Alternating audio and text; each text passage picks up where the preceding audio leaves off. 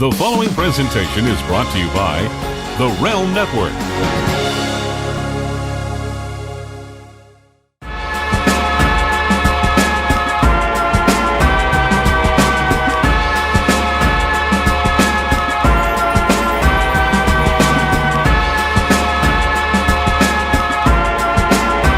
Hey guys, welcome to The Drive. I'm your host, Zac Eisenstein. It's been maybe over 2 weeks since we did the last drive with Brian Johnson. I appreciate all of the feedback and the nice things people have said, and I appreciate everyone watching it. Vince Russo's brand is going to be on Podcast One now. It's exciting news. Vince has launched a new website. I think that's really awesome. The new website has blogs updated all the time. If you really have a thirst for the brand that you can't get quenched, or you felt like it wouldn't be quenched before, well, it may be now. So we're gonna do this. I got my boy here, South Jersey, independent wrestler. He's a current tag team champion, I believe, at D2W Pro Wrestling. Justin Pusser. What up, dog? How you doing, man? Just hanging out. So, did you have training tonight? I did. I made sure I dropped in and then swung on back home so we can get this done. But Brian Johnson's holding down the fort at O2W tonight. How was training? It's good, man. You know, a lot of young kids there. Yeah, a lot of young kids. Would there be if I went there, how many new faces for me?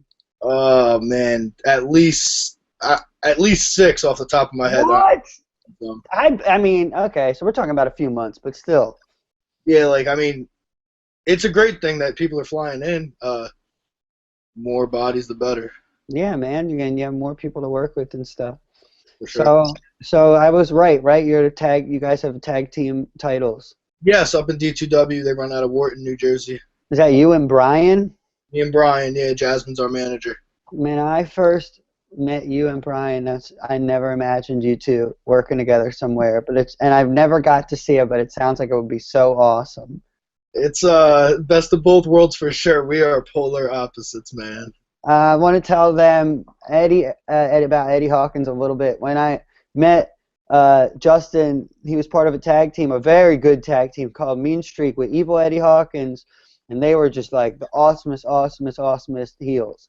And I just want to know this, and I have to give that kind of setup so my question makes a little more sense to them. But I just want to know, for me, what's it like, the difference between working with Brian and working with Eddie? Eddie is a character, you guys. Tell them try to sum up Eddie as concise as you can. Eddie is... This is his tag partner of a very long time, right? Yeah, we tagged for probably 2 years. But okay. Eddie, I still hang out with Eddie. He comes over to my house once a week at least. Eddie's the man. He is, and he is Eddie 24/7. Can't turn it off. We called him. For example, Brian and I called him the other night. We were drinking, and we called him at Outback because he wouldn't answer his cell phone. He told me he was coming over, wouldn't answer his cell phone. So we're like, all right, we'll call him at work. We know where he is. We tell him we're his cousins, Brian and Justin. We need to speak to Eddie now. He gets on the phone without hesitation. Why are you guys calling me at work? What are you doing? What, guys, I can't come over right now. Eddie, just come over when you're done. Oh, all right, don't call me at work. Freaking out. The way Eddie cuts a promo in the ring is the way I imagine the way I know he speaks all the time. Because you know that when the phone rang and he was there at work, every time it rang and he didn't pick up, he went, "What? Why are these guys still calling me right now?" And that's how he kind of talks in the ring. So anyway, talk about my original question though. Let's get back to that. Working with him and working with Brian. When I was working with Eddie, I was in control, basically 100% of the time. What I mean by that is I was the one calling the matches from the apron. I was telling Eddie what to do, when to do it. Not in a demanding way, but no, yeah, for sure. That was my role with Eddie. Yeah. With Brian, we very much so are thinking on the same wavelength anyway, so it's a lot more 50-50. I let Brian call a match most of the time just because He's the So you veteran. guys trade off, or is it like whoever has the better idea? Exactly. We kind of work more together, I guess. Whereas I kind of just said what to do, and Eddie kind of did it. And he's great at it. He's Yeah. at executing it, but Yeah. just not the thinker that Brian and I are, I guess. Yeah. That's cool, man. He's great. He's a set of hands, dude. He's awesome. He is. Yes, he is. Justin was trained by someone that I've always been a huge mark for, and I can explain. When I was a little kid, I was a weirdo, and I really liked Doink. And as an adult, I got older, and I went back and I learned to appreciate Matt Borne in NWA, and Justin had the privilege, I guess, of being trained by Matt. The late great Matt Borne. Is there anything? Can you share stuff with us about that? Oh, I could share. Can you tell us the whole story of how? Can you tell us about how that came to fruition? I'd love Go ahead. to. Matt and I met by chance almost. I played baseball my whole life, and I was at a baseball academy one day and saw they had a pro wrestling school starting up in Freehold, New Jersey. Damn, that rules.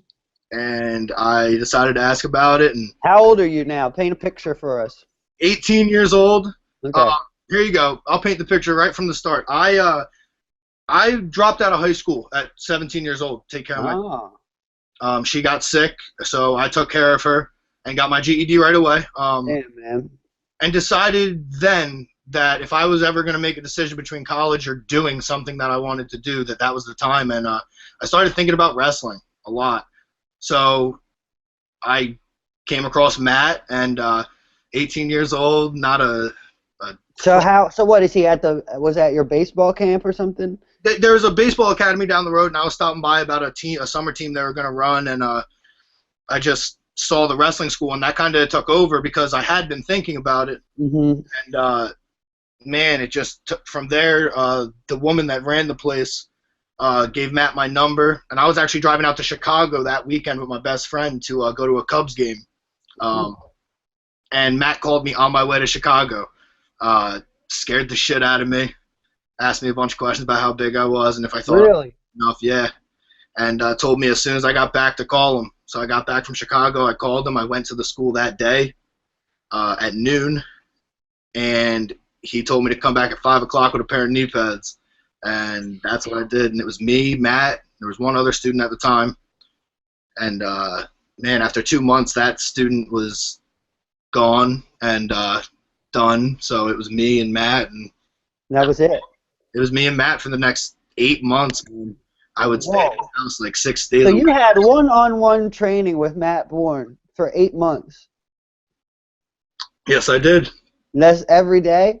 5 days a week, and then Saturdays we would just hang out. Like, a lot of my training was, he was the only person there, and he was 50-something years old at the time. I want to say 50, 51 years old at the time.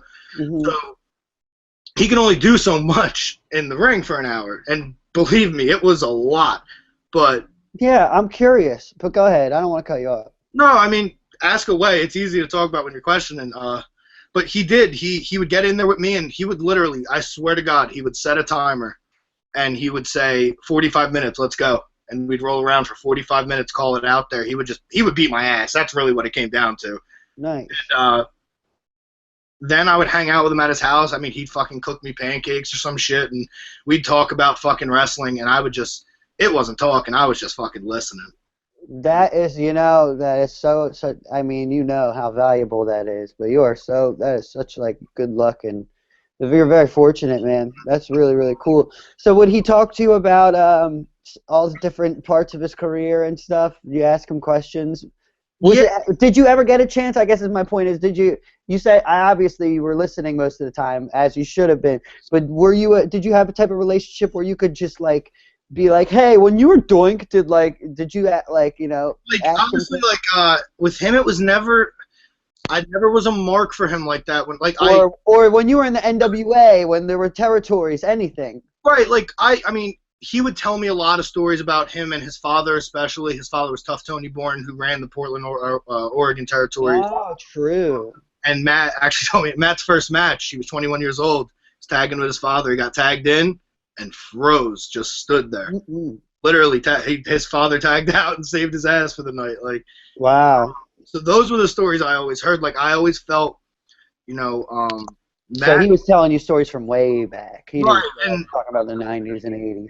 and I was always learning about the business so much that I was scared to ask him a lot of questions at times, and I was kind of scared to be like a mark, because he would have called me a mark. Yeah.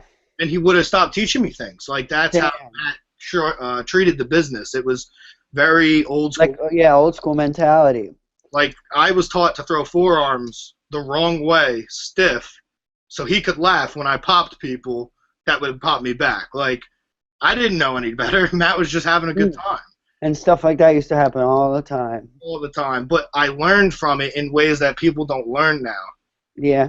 You know, I can tell. I can see it, man. You're very, because you're not how old are you? Not an old guy. I turned 24 in January. I'll be 25 in January. Yeah, you have a lot of psychological wrestling knowledge that from other wrestlers I met. A lot of guys don't. I don't think get till they're a bit older than you.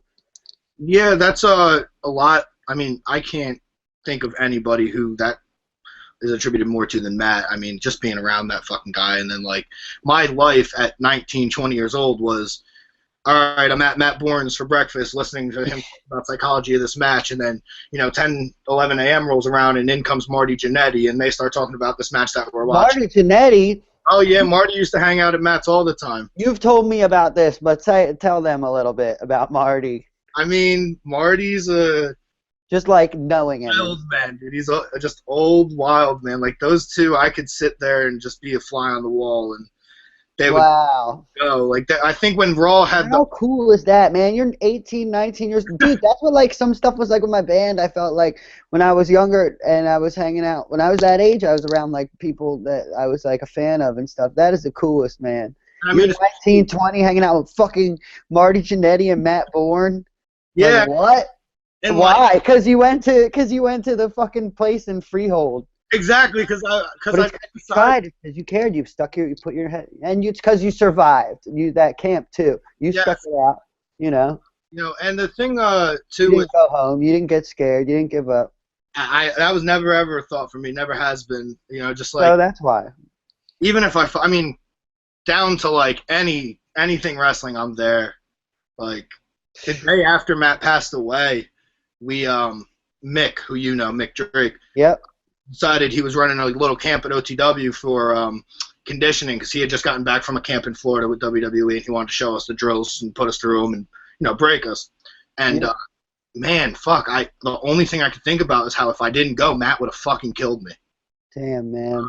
So I went, and ever since then, I've just never looked back. Like, it's what I want to do, and especially ever since Matt passed away, I think, man, I got something to fucking prove, Well, it's kind of crazy, man. I don't want to, like, freak you out or anything, but if you think about it, like, there was this man who, like, amassed all this knowledge his whole life, and in the final years of his life, he had one person he was just going to try to store it in for the next generation, and that was you.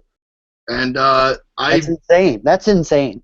Yeah, and I feel that way sometimes, because I try to fucking instill it in the guys at OTW, man, and not just OTW, the guys I care about that I meet on the independents, the ones that you could tell really want to learn, like, I like teaching them little things that I always learned, and I have them in spades from Matt, man. I mean, and he's forgotten more shit than he taught me, but that's a phrase my father always uses describing my grandfather about football. Absolutely, just like more than you'll ever know or some shit. Yep, I hear you. Yeah, but the one thing I always tried to do is just, like, retain it. And I mean, I can remember days. Me and Matt got so close at a point where, like, I went to his house one day. He took a bad bump in Boston, and his wife wasn't around, and his neck was fucking swollen. And he's like, hey, kid, come over, bring me 13 of those Red Stag shooters and help me out here. And I fucking got drunk with Matt. And so he was still working when he was training you? When he passed away, he was working that weekend in Texas. And how old was he? I believe he was 53 when he passed. Wow. So I guess he really could still definitely get in the ring and give it to you. He was doing shows. That motherfucker got insane in his old age. He was still hitting the whoopee off the top every show he went to. Wow.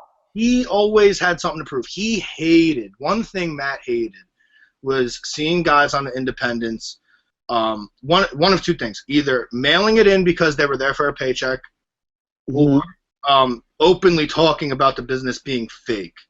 He would flip the fuck out. Cool, man. That's so did he ever, I know that you identify most, or at least find it easiest to be a heel. Is that because of your time with him, or is that just, would that have been you either way? Because I feel I imagine he felt the same way and viewed himself as the same type of wrestler. Yeah, he definitely put it in my head, and I didn't even realize it at the time. Like, I would draw, like, you know, I'd have my whole family there and have people like that there for my first shows, and it was always me working as a heel, and I could never understand why, but the more time went on, the more I started to understand about the business and the psychology of it and the things he was teaching me and why to do them. I took on a lot of his traits and characteristics, so I think a lot of that helped, and then just my natural who I am to a core is who comes out as a wrestler. Like, you know me. Yeah. They're me now. Like, that's it's not. Yeah, man. That is very interesting, man. You're very fortunate. Like I said, it kind of blows my mind. So, what have you been getting into recently? What's going on? What do you got? Like, what's going on with D2W and, you know, OTW, and what's on your plate? Well, April and May are big months for me. I got, you know, I think it's 12 or 13 dates in April. Damn. Yeah, we got OTWs every Saturday at 2 p.m. We also work, Brian and I do D2W with Jasmine and Adam Chandler. Yep, that's Better Than You, right? Yeah. We had Brian was talking about it. If Yeah. you guys watched episode 2, you saw pictures of them in their whole gimmick. Yeah, so we're running that. I mean, we're taking that to Sanctuary this month. Really? As well as LAW up in New York for Frankie Flo's promotion, who's also at D2W. Cool. When are you at Sanctuary? I believe we're there the 8th and the 22nd. Watch, I'll get that wrong, and Brian will fucking call me, because every week I got to ask them when we're going to be where. Well, it'd be funny if you text him later or tomorrow and make sure you're right, and if you're wrong, then we'll just have Jeff write at the bottom of the screen right now that we were wrong. And then we can have him write something really funny right now about how we're talking about the writing that's underneath us. Definitely. I'm going to try to make it out. I'm going to try to make it to that, man, because I've been wanting to go to that place for a really long time. I've always been very interested in that place. I look at their pictures online and stuff. It's just like cool looking. They do. They have. It looks like they have great production value. I know. Yeah. A lot of the guys that come through OTW, like Damian Gibbs, Mike Orlando's their champion. He was trained at OTW. He's their champion right now, Mike Orlando at Sanctuary? No, yeah, he is. Yeah, Damn. great for himself out there, man. He's hustling. Good for him. Damn, yeah. Yeah, but Mike Orlando's a guy who wrestles at OTW that I've reffed a couple times, and he's just a cool guy. Yeah, he's a good guy, man. I really like Mike. We grew up not too far from each other, so that was kind of something we had in common. We could talk about and shit. He's got a good look, man. I was his first match, man. Really? Yeah, Mike was green. It was his first match, and yeah, fuck it. It wasn't that bad though. He does well, man. That guy, he wants to learn too. He's one of those guys. He's funny. He makes me laugh, especially when he's in front of people wrestling, trying to be mean to the audience. But I want to wrap things up. I want to thank you for coming on the show, man. Is there anything that you want to plug or anything you want to shamelessly get over? Well, you know, I want to give you your time to just promote and, you know. Oh, no, man. You know, OTW's got a great loyal crowd. I'd love to see more people show up there, especially because how hard the whole fucking locker room works. Yeah, give them the rundown of, you know, when shows are. And OTW's got a show April 9th. I don't know when this will be posted. April 9th, the Spring Bash. That's a 7 p.m. show. We're there every Saturday at 2 p.m. And those shows are great, man. They're intimate. The crowd can really enjoy themselves. And then the big one I want everybody at, May 21st, is Soul Survivor. Every year we try to pack the building at the end of our season because we take off a little bit in the summer. And Soul Survivor, man, you want to see guys put their fucking balls to the wall. Hell yeah, man. Last year, I had my first match in 3 months. I went 30 minutes with Brian. You were there, I believe. I was there. People want to fucking show out. So if you want to see a show, I don't fucking care what you go see on the Independents. If you want to see people put their fucking balls on the line, come out to Soul Survivor, May 21st, 7 p.m.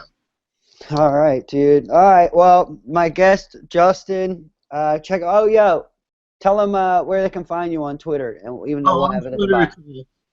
At Justin_Pusser, Pusser. I don't have Facebook because people fucking piss me off, and I genuinely hate wrestling fans, man. Yeah, I hear you. I don't have a Facebook either, and that totally makes sense to me. All right, guys, if you watch this and you're still watching this, I appreciate it very much. For me, Justin, and Jeff Lane, who's behind the wheel, peace out, and thanks for watching.